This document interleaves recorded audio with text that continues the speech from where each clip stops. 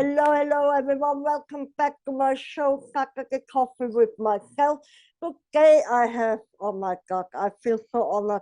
I have the magical, spiritual, magnificent Lin. Namaste. I think I said it Namaste. right, yeah. How are you, my beautiful soul? It's such an honor to have you on my show. Thank you so much for your time. Thank Tell you. us, what are you doing and why?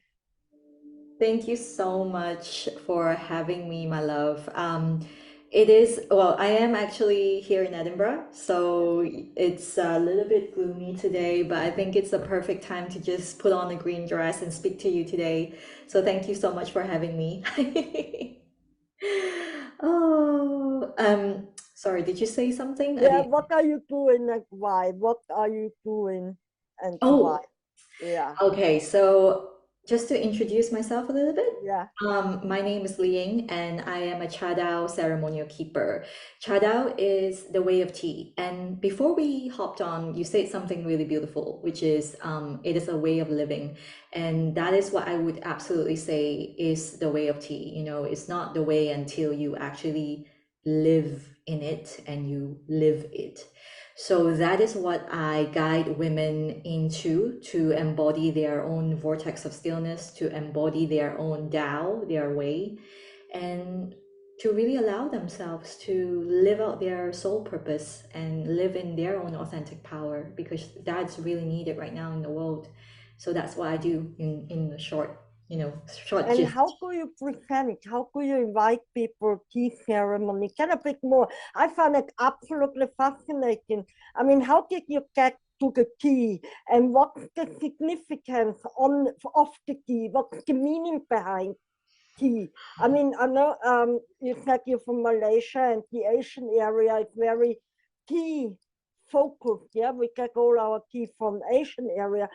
So what is it behind the tea culture? What, yeah?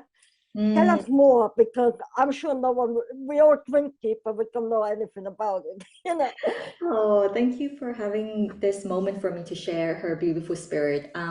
So the way that I do the work of a ceremonial keeper is that I open up the space for a person to commune with tea as a medicine and a spirit. So, like you said, you're absolutely right. Everyone can drink tea as a beverage or a refreshment.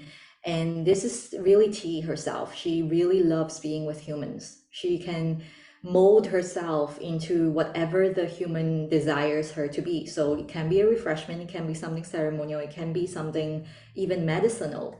And my intention is really to set the scene and really guide women into a liminal space where they start to remember, because this is in us, it's always in us. They start to remember a time before humans even started to walk on earth. We're going back in a time when tea trees grew in pristine forests where their roots run so deep and they grow so tall the trees can really take in the sky, takes in the raindrops, the sunlight, the moonlight, the starlight, and all of the minerals of the rocks and the rivers are in this tree, and the leaves themselves carry that DNA. It carries the full expression of the tree. And so when it comes to the humans' hands have this reverence as they use their skills and then their beautiful artisanship and craft these leaves so that they become these beautiful tea leaves as we know it, and we start to drink them. And back in the shamanic days, shamans used to carry these tea leaves in their pouches as medicine. You know, it's interesting because we tend to forget this, but back in the day, doctors were not paid to fix you. They were paid to maintain your health, and they weren't paid when you fall sick. So this is the idea of medicine. We want to turn it back to a time when medicine meant really just something that opens up your heart, that drops you into a meditative state so that you're at one with yourself and also the universe and in harmony with nature. That is what a shamanic medicine is really when we talk about tea like this. And so that is what I walk my women through, and the lineage that I practice in is very much, it's connected to this shamanic line. And then we walk with the Taoist sages. They were those who lived in the mountains in isolation, who drank tea and looked for the best water, the best leaves, to really harness the best of themselves. And this is where we get all the best poems that are still legacies that we still get to see and read and admire today, and the art, the dance, all of these things that are connected with the gods and the goddesses back in the day. So it's come through a long tradition, in another way. When by the time someone starts to drink tea as a refreshment, it's already come through the hands of the shamans, the hands of the sages, the hands of the Zen Buddhist monks as well, because they were the ones who first introduced this to the general public through the high officials, the samurais, and then further down into the public, like literally people as we know it now, and people started to find ways. As humans, we are very highly adaptable, so we found ways to make it more affordable, and drink it in a more efficient way. And so we started to have tea wares and different things. And as we know it now, it went into the West as well, right? And it became one of the biggest trade wars in the world, right? And that's really the story we used to know about tea. But I am here to share her story from those days that we have forgotten, because that is our true essence. That's how we bring it back to ourselves. It reflects something within us that we have lost, but we can always find it within us in the stillness that she can provide us. So that's how it is. Oh my God. I asked you before we started, so I want to ask you again. Some good questions pop up in my head. So first of all, where you getting your tea from? The Ah, reason I'm asking this, because you said, comes to the shaman hand and can, do you have a special tea provider where because, there's the industrial way, like the mass production, or do you have a special source for your ceremonies? great question. Yes, I do use ceremonial grade tea. And what they are called in Chinese is huo cha, or in English, living tea. So they will have to adhere to a couple of guidelines that we try to really stick to. Namely, it must. This one is non-negotiable. It must be free from pesticides and fertilizers. Absolutely. And they also must be, they should have lots of room to grow sideways and also upwards, because trees that have lots of room, that means their roots are very deep, and deep roots mean more flavor, more chi, Mhm. and then they obviously have more of the spirits coming through from the sky as well. And then of course, if there's no pesticides, that means they're bug bitten. So bug bitten leaves actually produce better flavors. So that means every year, every harvest, it tastes different, even though it's from the same place, which is so beautiful. It just shows us that, oh, even tea leaves have a unique expression, just like humans, right? Amazing. And Oh my obviously the God, this farmers is have a relationship with it that's beautiful. So we pay a lot more for the ceremonial grade tea. I'm not going to sugarcoat it, but it's absolutely worth it. And also I tend to teach my students, I tend to teach my clients about this as well when they start to journey with me, because the more we encourage this sort of practice, the higher the chances we can get more of the farmers to grow tea like this. And also, we have to forget, we tend to forget, and we have to remember, the one who's affected the most by pesticides and mass production is the farmer. the So farmer we and then have to us. remember this, that it's not their fault. They are doing something that is to meet the demands, and we as consumers, we have a responsibility. We have a responsibility not just to seek out the most expensive and best tea when it's done in a way that's not honoring nature. It's not medicine. Medicine is only medicine. And also, let's just say all plant medicine, It's only medicine when we respect the indigenous origin and the way that she's grown, and also ask for the permission. And that has been lost as well. So I want to bring that back. And obviously, my clients, they all get I will send that out to them. And then they will just get so hooked on it. And they tend to say they don't drink normal tea anymore because they can taste the qi. It's different. Yeah.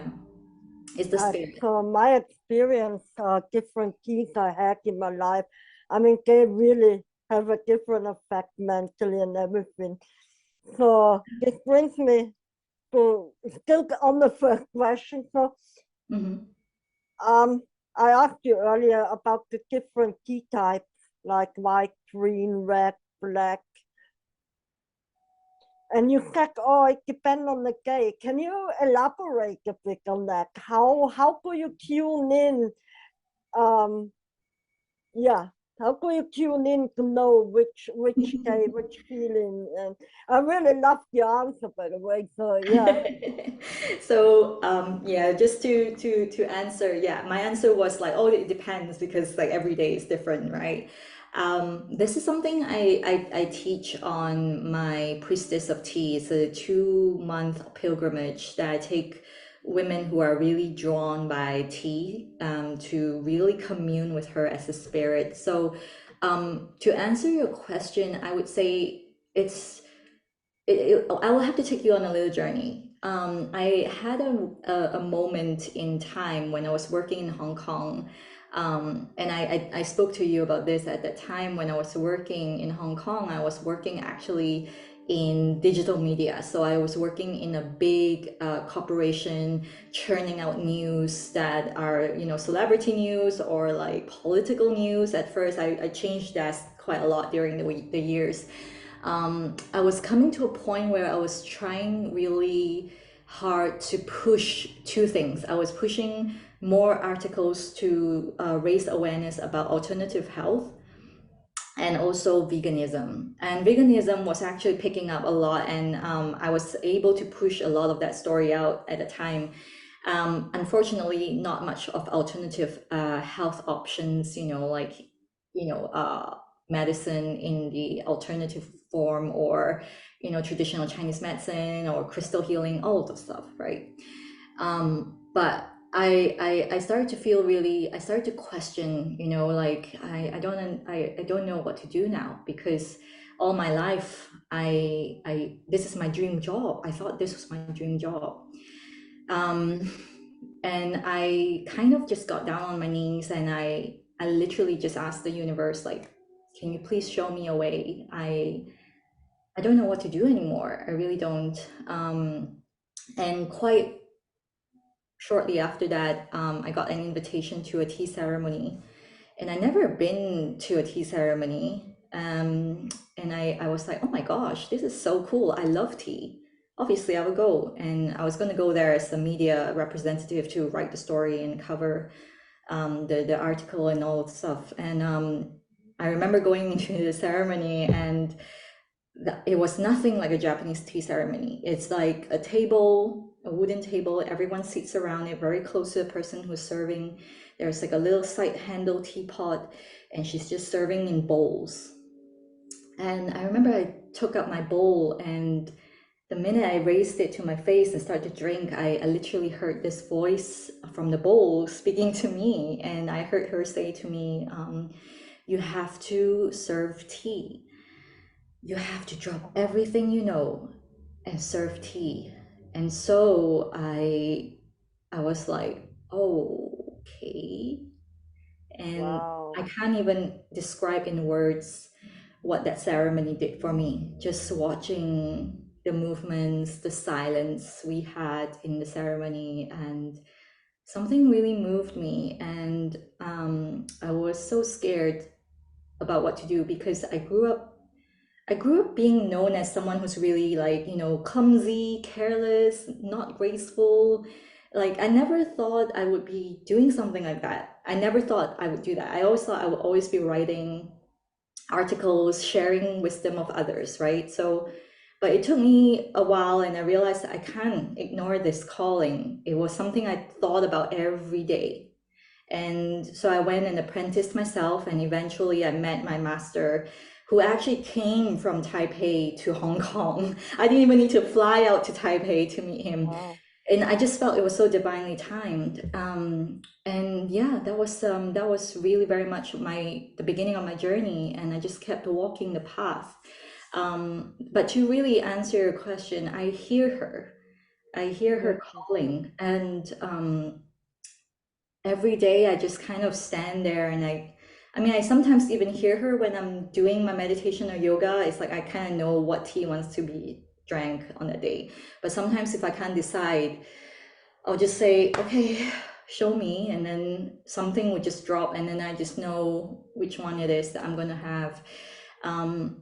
But I just want to share that, you know, her voice is absolutely there. And when I work with my clients, it's she's there as the guiding light. She guides me and my clients through the darkest journey, because my work is really centered on not cutting out anything that feels difficult and hard to look at, including your traumas, your wounds, your grief, your sadness, and your anger.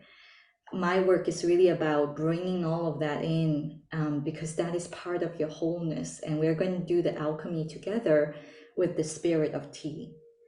That's where she comes in and she guides me, she moves me, and she'll tell me something like, maybe you should tell your client this, or maybe you should ask her that. And then they will start to feel her, and then that's how we move together in that dance.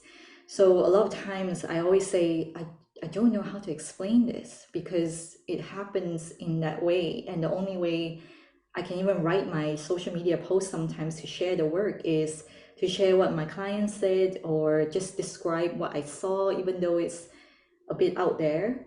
But I've learned not to silence myself, because quite recently this year, I heard tea and the ancestors of mine really come through and tell me that I need to stop downplaying the importance of drinking living tea.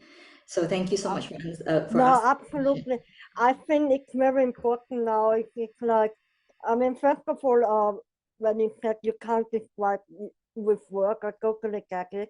I do sometimes shamanic, I mean, sometimes I do shamanic healing, and I cannot describe to people how they're gonna feel afterwards, Yeah. because it's everyone individually to start Yeah. with, right? So you know, one person might feel that, but the other person, you know, it's everyone individual, and like you, I bring souls back together, make them whole. So Yeah. everyone is individually different whole, you know, Yeah. so I can't really describe. And And you then you can't say, force the healing as yeah, well. yeah. And then when you say you can't be quiet. No, you, I totally agree. I think I have that feeling for years. I'm like, no, I'm not a healer, and yeah, I can help you, but don't worry. You know, like hiding, Yeah. right? And but I feel like our this healer in general, yeah, light workers, healer, we are asked to step out now and really do our job, no matter how crazy people think it sounds, yeah, because you know there's still this attitude or healer, you know, it's like witch or whatever, you know, it's still there. Oh, But I proudly say I'm a witch now. I used to be afraid of it. I'm just like, I'm a witch. I am yeah, a no, I know you witch. used to be afraid, but Yeah. now it's time to say, I'm a healer. I have something to offer, and I need to offer this. Yes. Yeah. This is it, you know, there's something you have to offer, and you still work in the office, or you really step into that and say, this is, this is what I have to do. Yeah. No matter how crazy it might sound in the matrix world, yeah, but this is, I have to follow, and I'm sure you know this feeling. You just can't go any other way, right? It's like, No, no matter come comes, you say, no, maybe I should go. No, you have to go. You know, it's like that's in the right. heart. There's no, you know, people say, oh, what are you doing? Blah blah. But you just know, right? It's like, Definitely. yeah. I agree with that because I mean I'm a human and imperfect in so many ways. I went through, you know, it was at the beginning it was like almost like a beginner's luck because everything started to come together and I was really happy. I was doing what I love and then eventually it came to a point where I realized that okay, if I want to make this really my sole purpose, it has to pay bills. It has to be able to feed me and I need to be able to do something like that. And I went through a time when I had to face up to my darkest demons, and I think it's a lot of people can relate to this, and especially growing up in an Asian household, we are surrounded by scarcity. We are surrounded by lack. We are surrounded by the idea that, you know, money doesn't grow on trees and, you know, miracles doesn't really happen. You have to work really hard for it. And if you work hard and people acknowledge that, then that means your work works. Otherwise, doesn't mean anything, right? So Yeah. I had to work through a lot of that dark night of my soul to get to a point where I actually say, like what you said, like my sacred work is so important that I cannot give up. Like I cannot not do this because it's so important.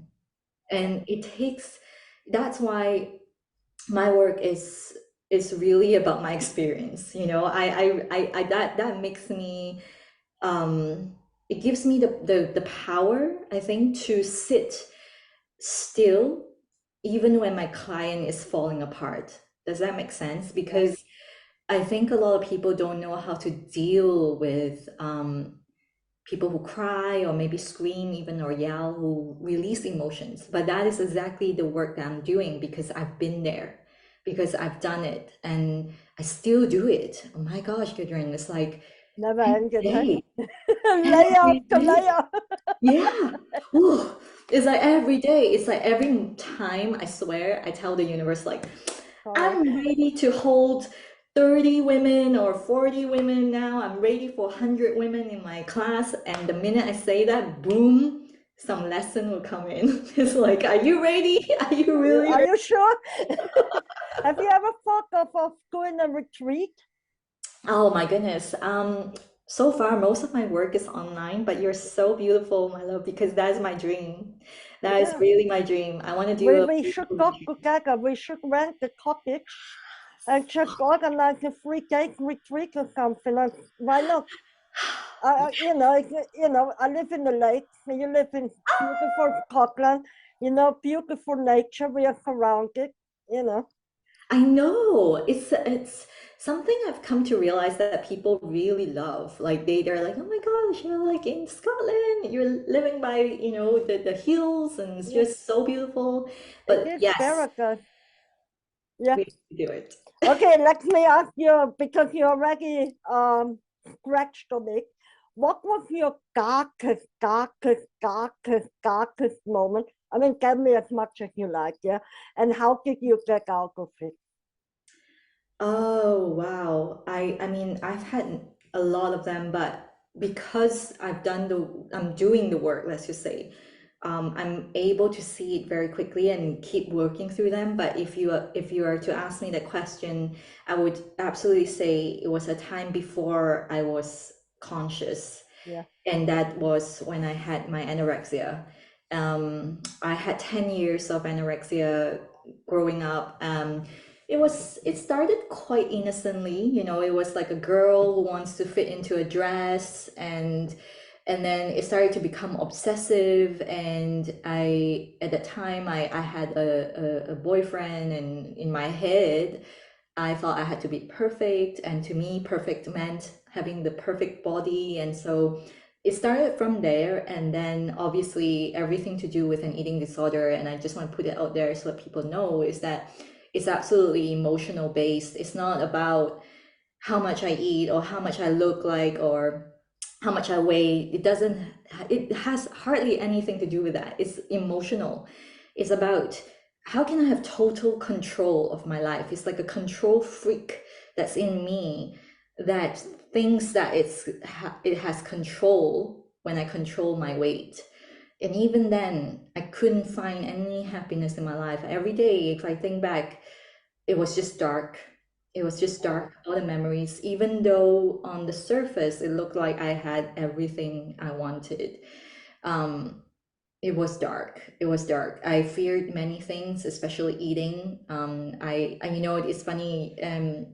You reminded me of like a recent moment when I was scrolling through my YouTube channel, and I was scrolling through the favorites bookmarks, and I have this channel since a long time ago, you know, so I found like really old bookmarks of like how to lose, you know, whatever, how many pounds, and how to look good in this, and what to eat to lose this. And gosh, that was my world when I look at it, you know. And I have so much love for this girl, you know, because she was really looking outward How for old were you? approval.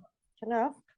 Mm, More or less I was in uni, so 18 months, 15 months. maybe 20, 21, 21 And how to did you shift it? How did you come out? How did you learn to love your body beautiful? Because oh my God, you look stunning. Okay, it's like, you know. thank you, my love. I didn't even used to receive that, by the way. Just want to say. I couldn't even receive anyone's Yeah, compliment. I used to yeah, believe that anyone's compliment meant that I had to work harder. I That's know. so Wow. interesting. So how did you, yeah, so how did you give me, I can identify in a way, you know, when you're young, you put yourself down, and I'm sure there are a lot of people being there, and especially anorexia, I know there are a lot of young women, girls suffering from this. And so that's why I really want to know how you got out of it, to stand out, Mm, get hope, get the way out, you know? mm. Thank you for this question. Yeah, I definitely want to raise that awareness. I remember going through a time when I admitted to my family first. I said that I think I have a problem. I think I have anorexia. Unfortunately, people around me didn't know how to react to that. They're like, oh, maybe it's just a phase, it will pass. Like everyone in Asia, they are very used to women losing weight and going on really extreme diets to lose weight. You know, eating a Wow. sweet potato, one sweet potato a day is not uncommon. Like you see that a lot. Like Asian girls, they would do that. Oh, I'm on a water fast, I'm on a banana diet, whatever, right? So nobody really thought it was a big problem. I went to Paris after so I just want to backtrack a little bit. So when I graduated, I started to have my eating disorder started when I was in uni, in my second year. I graduated after that, and I studied marketing. I studied in a business school, and I hated it. I really didn't like it. But my whole family was like, "You will never get a job if you wanted to be a writer. You have to work in marketing." And so I was like, okay, but I really hate it, but I'll just find a job. And I hated my marketing job. And I came to a point where I said to myself, I'm not gonna live working as, you know, a person who works in marketing forever. So I'm gonna quit now. So I quit, and I started to get into a depression because I had anorexia and I was jobless. I didn't know what to do. And everyone's telling me not to do what I wanted to do, which was to look for a writer job. So I actually found an internship at the magazine that I loved, that I dreamt of working at, called Harper's Bazaar. And I started doing my work there. They paid me a little bit, and I just had enough to go by. But for me, it was everything. And I was running very low profile. I was doing my thing. And then the editor in chief kind of discovered the way I wrote, and she really loved it. And she started to send me to assignments, and I took over more and more of the writing on the magazine. Wow. And my bylines started to come up.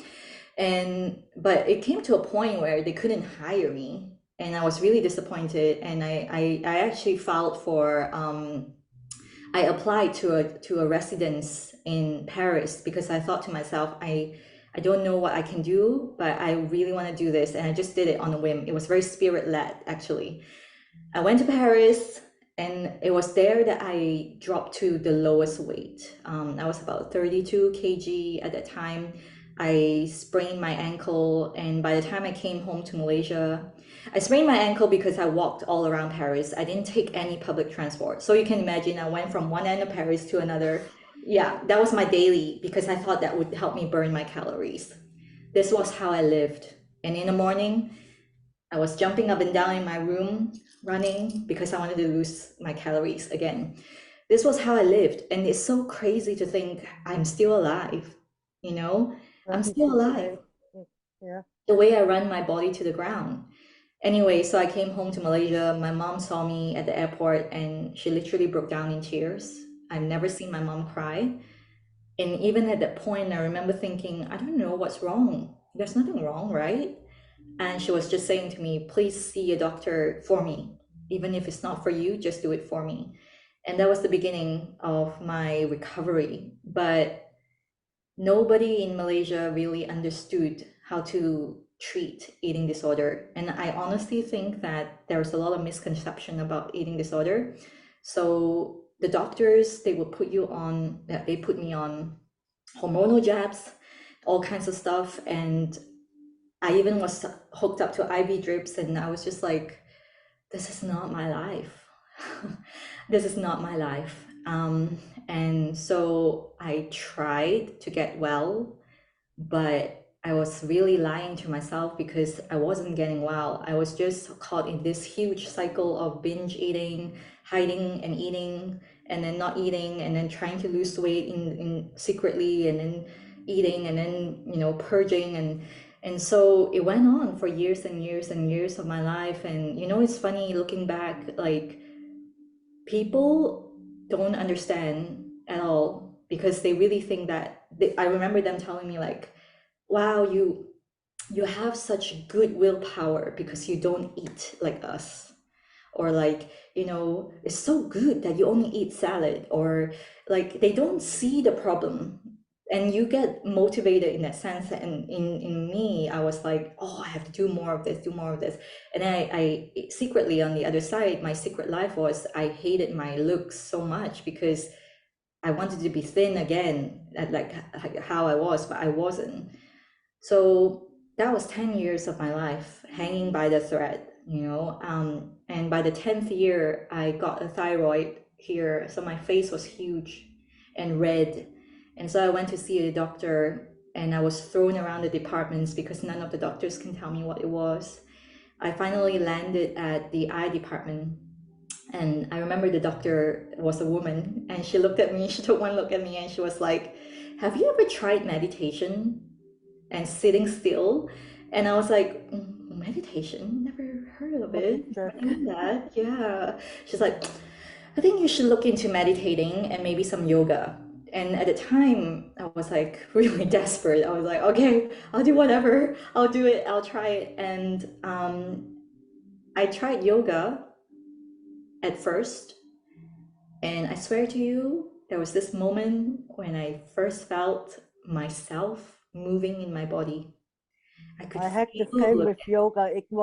I had a vision all of a sudden, Yeah. tears coming Yes. out of my, I Oh was my God. crying. Yes. When you come down, you took a whole hour, and then you come down. I took a yoga class. I was crying. I had a vision, and this was it. This was the, and since then I never stopped yoga. I mean, sometimes more, sometimes less, but it's always the one thing which brings me back. Yeah.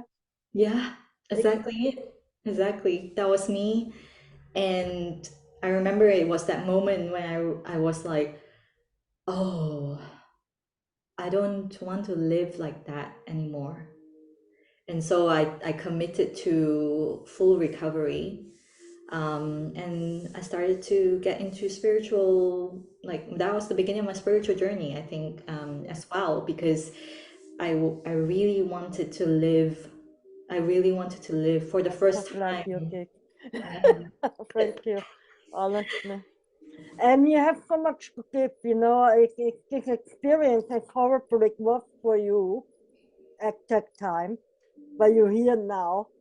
And I know there's so many girls and people out, women, especially women and girls, who really need you to overcome their eating Mhm. issue, And like you said, you know. I think back then at your time, mental health wasn't an issue, you know. People wouldn't talk about mental health, you know. Yeah, And in our case, I think the whole media, like you see models walking the catwalk, it's like there's nothing yeah, on them. You know, this image, right? yeah. These photoshopped images and all this. This is huge pressure on a young kid. And That's right. That's right. Oh, I mean, back then we didn't even have social media the way we do yeah, now. yeah, no, Isn't that insane? Like, I think for me, when I was working in the magazine, I was very clear that those things were all fake. I knew it was because I saw how those things are faked. So it didn't rub off on me in a way that I had to look like them, but it came from the pressure of people around me because yeah, the people who work in the industry are perfectionists. They want beauty in a way that is beyond the normal person would see. It's it's like I remember there was this moment actually, this brought back some memories.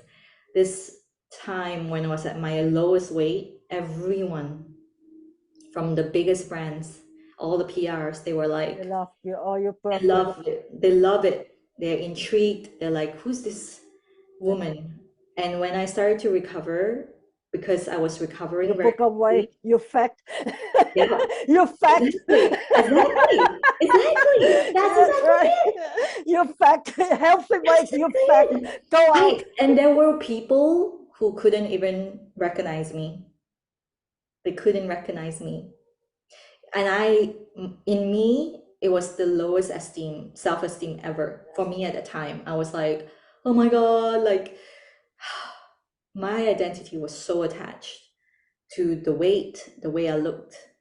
And again, I want to emphasize this is a disorder of the mind. It's nothing to do with like I want to look a certain way at all. I couldn't even look at myself in the mirror because I hated the way I looked so deeply, so deeply. Couldn't do it. Why? Where did that come from? This self-hate, you Mm, think? I want to say that a lot of it.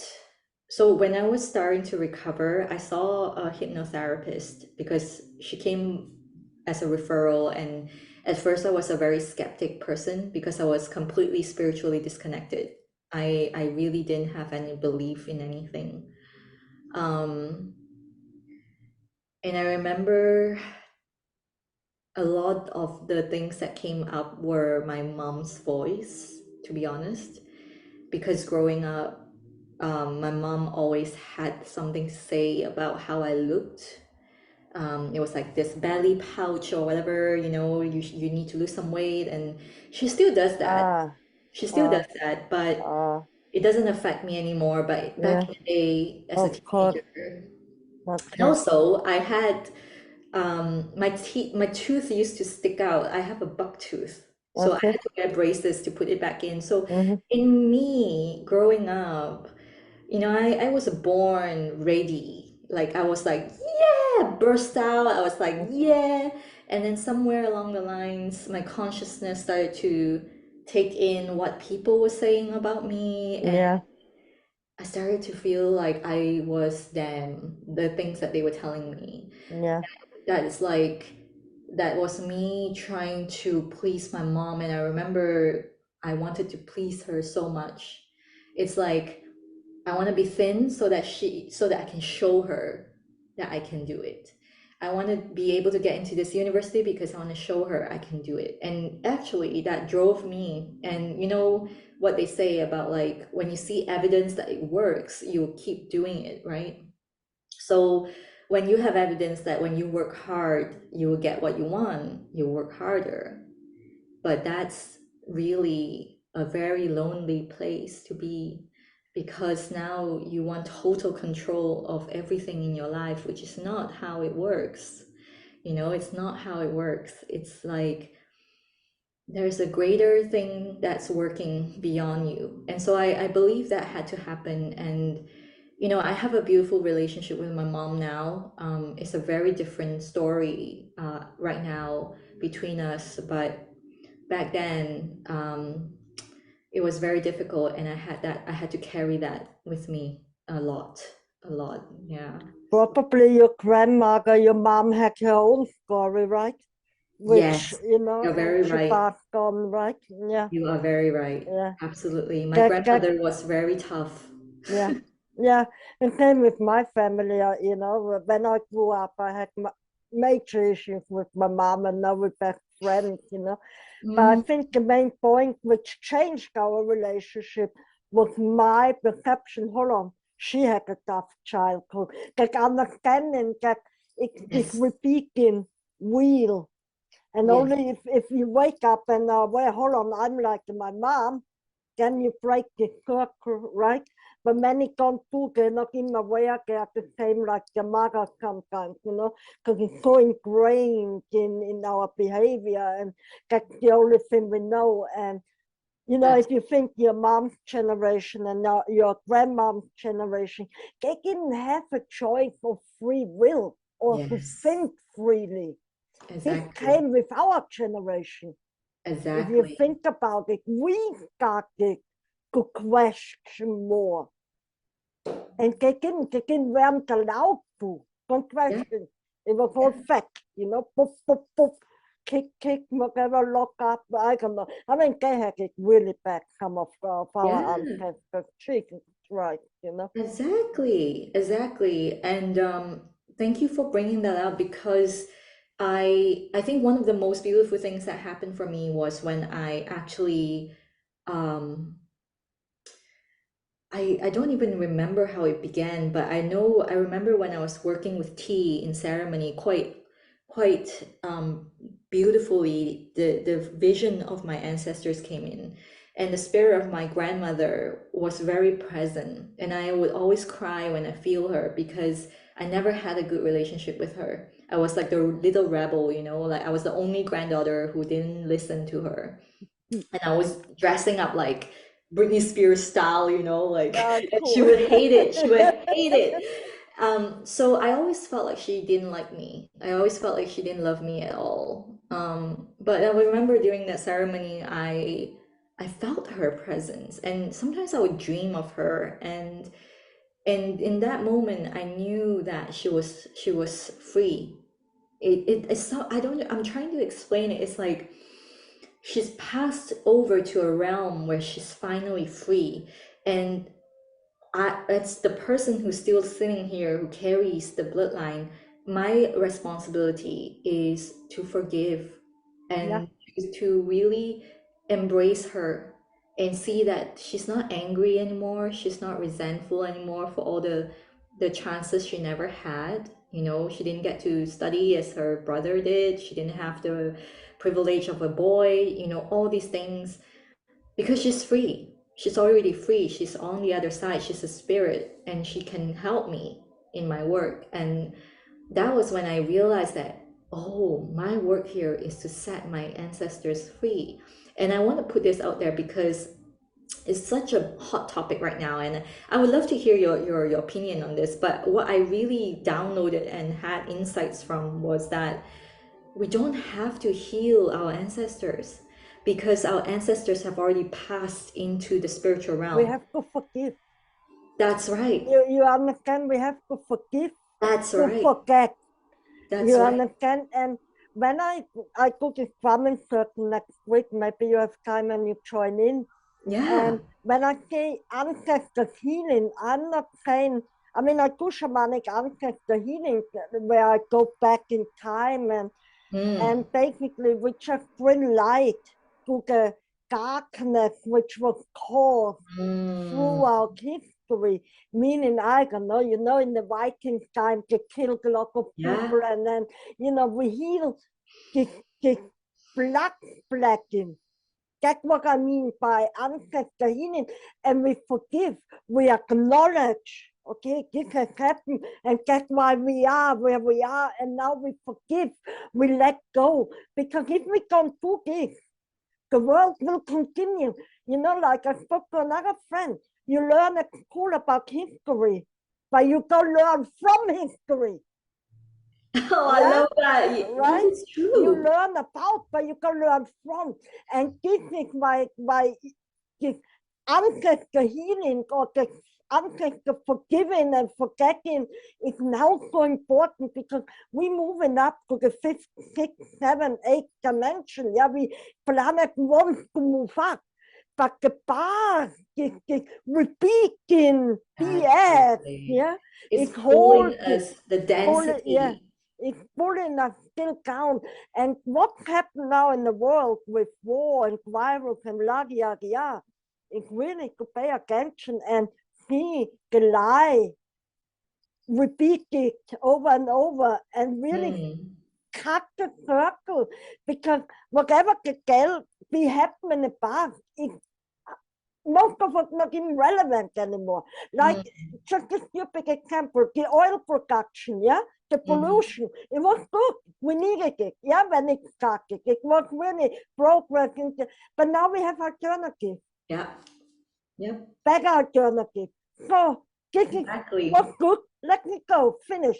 Let's Yep, start something new, you know, that's so we right. can raise and be clean inside out and not carry, oh, my mom did this and oh, no, my mom was like that and she did it and it's okay and I love her and now I'm here and that's what counts. You know, That's this is what I mean with healing the ancestor to really forgive because that. you can't move forward. You can't raise our children. You can't bring progress if you have this trauma, this anger, this resentment carrying with you. There That's is no, you always, and it will show, even if you're not aware, this resentment will show in some argument with your love partner mm, or some discussion. It will come up because you haven't healed it, and it will show in some nasty reactions, which, oh, I'm like my mom now or my dad or whatever, yeah. And that's right. this is the past. That's what it is. It was the past. Or even, what I hear commonly is, well, my father had that, or my mom did that, so I probably will have that too. Yeah, But yeah. that's not true. It's not true. We are, look, I think like that, like people say, we choose to be born in a certain family. We come and we go through that and we meet, you give a teaching to your mom. Now, the way how you come up now, I'm sure your mom respects you very much, Yeah, it does right? happen. And It does. you have a love now and you have joy, yeah? Yes. Because you have the understanding, you have Yeah. the vibration, you have the love for her. She's your mom, no matter what, you know. I Yeah. mean, you historic people mistreated like hell, locked up in a cellar, and they still love their mom because it's Yeah. the mom, Yeah. Yep. you know. This Absolutely. love, this yawning of the love. And the only way, even whatever happens, the only way to truly love your mom is to forgive and understand her upbringing and understand that you have the choice now to choose different. Absolutely. And the work always begins from us, Yeah, meaning we do the work for us first, not because we want to expect things yeah, outside of us to change. But that's right, because when I started to change and started to do the work that I do, but at first my mom was really like, I don't understand. You gave up all your education and your really good job and to do this, serve people tea. my And mom. I said, but I would have been so triggered, honestly, like 10 years ago. But I said to her, I said, why don't you come and help me out at my ceremony and you can see what I do? And I remember she came out of the ceremony and I remember her saying to me, I don't know what you do, but I know it's really important. I feel it and I will support you no matter what, no matter what, no matter how long it takes. And to me, that was a moment that I just knew, like, yeah, this is healing so much more than me. It's it's bridging the gaps between so many things. The timelines are shifting because I chose to do this. I chose to be a better version, to be authentic, I think, because I don't want to hide myself anymore. I'm not that. I'm this. Look, you were born in a traditional family, and if you go back to your ancestors, you are not the first magic woman, trust me. You understand me? It's in your blood, it's in your family. Yes, Okay, it was just hidden because it wasn't socially acceptable. But I promise you, your grandmom probably mixed some tea with herbs and done some magic. You understand? And I love that. it Yeah. is your calling. Like you said, your grandmother came to you. It's your calling. It's your ancestors telling you, please continue. We were not allowed. There were, like political blah blah. You were not allowed to practice alternative medicine. Now You're we are right. more free again. You're so right, my love. It's something that came through for me as well, that um it goes way back. And that's why I always tell people, like, the way of tea connected me back to who I am through my ancestors. And that's why I infuse ancestral wisdom in this, because I can only tell you that I've always grown up feeling very alone. And I felt very lonely even when I was a very young girl. And sometimes it became so intense that I would just cry for no reason. Like, I would be like, I don't understand. Even when I have friends, I feel so alone. But when I connected with my ancestors in that way, and I actually literally saw them cheering me on and saying, come on, go out and talk and dance. We love it. We want you to share your work. I I felt that sense of, like, oh, I'm never alone. Even when I can't see my friends, even I can't see my physical family, I'm never alone. And you said that really beautifully. I think obviously you have a gift, right? So I definitely saw many generations beyond, even like people I'd never heard mentioned in my family now. I saw them, and they have something to do with tea. And it's interesting now in this dimension. Whenever I go back home, my mom would tell me, "Oh, Ling, I just found like a bag of tea underneath the bed your grandma used to have." Or like, "Oh, I found this tea set that your grandma used to have." Or like, "I found this woodware for your tea stage. I never knew it existed, but now all of these things are popping up." And my grandma passed maybe 8 years ago now. We never found them until now. And I tell you, I believe it's spirit Showing you. Yeah. Are you broke? Hold on. remembers this line. Oh, Yeah, no, because you froze. I just paused for a second. oh, But you're back. Yeah. did you miss something? Oh no, No, maybe no, my no, no. You ancestors just just said wanted me your to. grandmother and the key came and everything comes up now. Oh yeah, Yeah, perfect. yeah, So it went through. yeah. So it went through. I thought maybe my ancestors are like playing a little, a little Yeah, game. it's funny, isn't it? Sometimes spirit play with Definitely. right? Yeah. But yes, so it all comes together. It always does. And so that's why, coming back to the work that we do in alchemy, it's about really how can we allow the transformation to happen? Because the transformation can only happen when we surrender to a greater energy, to a greater source. We can't force the transformation to happen. We can't say, like, oh, I feel like something, I feel like I'm really unattractive and I don't have this relationship and I really want to have a relationship. And then I'll dive deeper and I'll be like, why do you think you don't have a relationship? And then all these things will start to come up. But if we still want to hold on to that, then the transformation cannot really happen with the depth that it needs to happen, because we are holding on to the old ways. Yeah. We need to surrender to the new paradigm, the new ways, which are beyond our mind's wildest imaginations, because the mind only knows what it knows. And so I realized that the way that a tea ceremony moves spirits can really open that portal for people. And that's why whatever I do now, whether it's bioenergetic healing or alchemical healing, all of those things are dancing with the ceremony. The ceremony is at the center stage, and then everything else happens. Because I truly believe that as healers, I want to remind everyone that they are whole. They are whole already. It's not about fixing a symptom. The symptom is a projector, like a projected reality. It's telling us what's going on here. Our work is to go in here and see how can we embrace that energy, that block, and transmute that. That's it.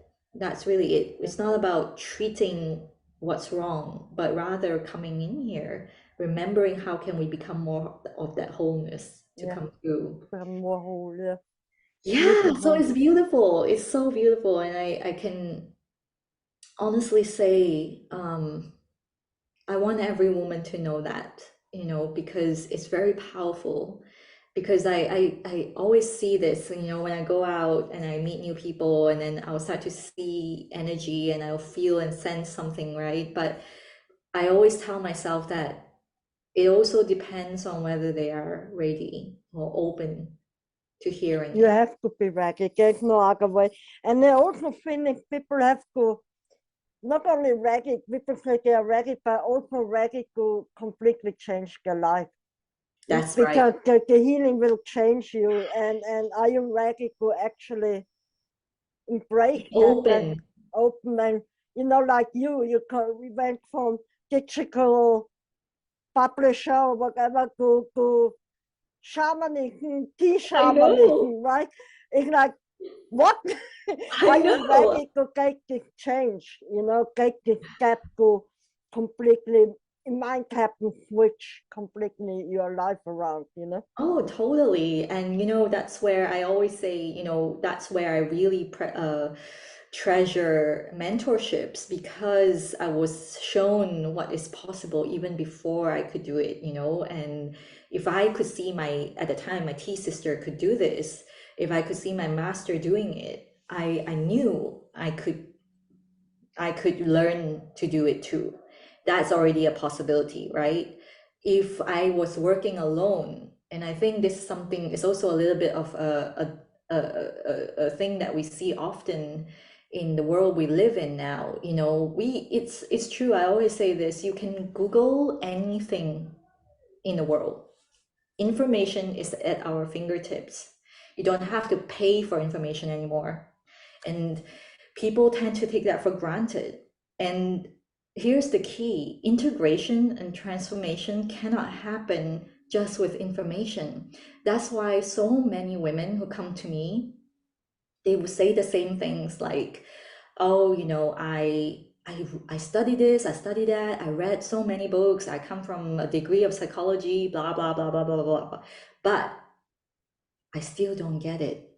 I still don't feel like I get it. And I see it because I've been there myself. You get it intellectually, but you don't embody it. It's not a way of living for you. It's still in the books. It's still separate from you. And the key here is to embody the version of you that you truly desire to show the world. And there's a lot of fear around it. What would they think of me? What if my husband doesn't like it? What if my friends don't like it? What if my family rejects me? Especially the women who identify as a witch. That's a huge thing. It's something that's been hidden away for years and centuries. So we need a community where you can see women saying, I'm a witch regularly. And we need to see more women who are doing the things we want to do, so that we know that we're not like daydreaming and things like that never exist, because they do. But we have to become an energetic match to that. And the first thing to do is really to say, this is what I choose. I will choose this now, right? You have to, like you said, you have to commit to say, Yep. I mean, with you, there was no other choice. Like with me, it was like pulling me. No matter I had to get the money, I had to do the training, I had to do that. I Yep. had to go to New Mexico. The Mm. feeling that there was nothing and no one could tell me otherwise. It always came to that. It was so clear. And like you with your ceremony. And people have to really allow this. Yeah, there are moments okay, I want to do this and then it's waste. But then there is this absolutely, there is no doubt about this. That's And right. don't stop, follow it. And then the fear stops and oh, what they're gonna think, and I got this job, I earn X, Y, Z, and I will get, I know, but follow your calling, follow your heart, and Hmm. everything will be fine. Yeah. Look, Let me ask you, huh? please Sorry. do. No, I can say I absolutely resonate with that. 100%. 100%. Let me ask you, if today was your last day on earth, right? Whatever reason, you're not gonna wake up tomorrow. Bless your soul. What is your message for the world?